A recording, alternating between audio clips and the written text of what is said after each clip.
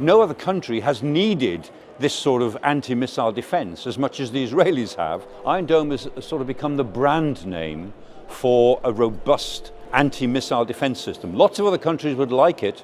We'd love one in Britain, but we've got nothing remotely like it in Britain.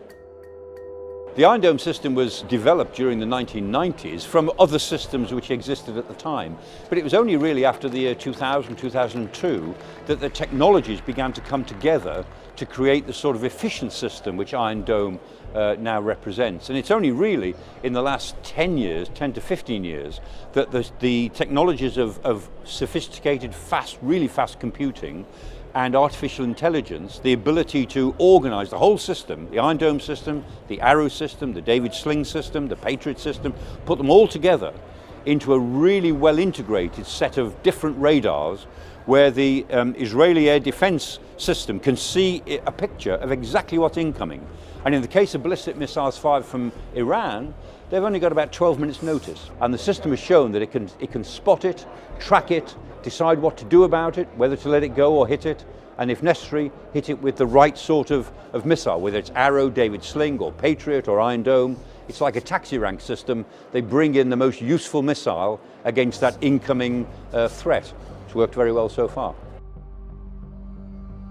Like any system, the Iron Dome system could be computer hacked, because it relies heavily on very efficient, fast, integrated computers. And some systems can be overwhelmed by decoys, by cyber attacks simultaneously, by ways of structuring an attack so that it comes in 3 or 4 phases, so the system does very well in the first 2 phases and then has got not much left for the 3rd and 4th phases. So every system can be overcome. A more relevant vulnerability really is not that it could be hacked, but it could be overwhelmed. Any defensive system can be overwhelmed by numbers. It's a very closely guarded state secret, of course, as to how many rockets, incoming rockets or missiles, the Iron Dome could really handle.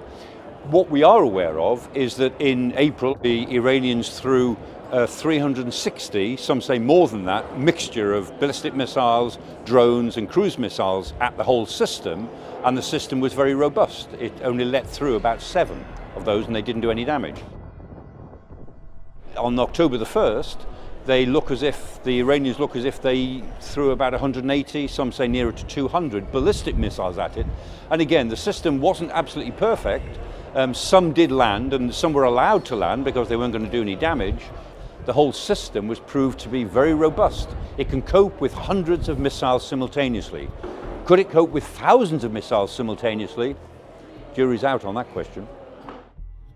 Each Iron Dome battery costs about $50 million, and each shot, each interception that the battery makes costs about between $100,000 and $150,000, which is actually, in the scheme of things, quite cheap. I mean, Patriot batteries, by contrast, they cost $1 billion each, and about $400 million is the cost of the battery, and $600 million is the cost of all of the rockets that they fire off. So in the scheme of costs, Iron Dome is not so expensive, but then it's doing a very good job, but a more limited job in a relatively small territory. So you can get away with a less expensive system in those circumstances.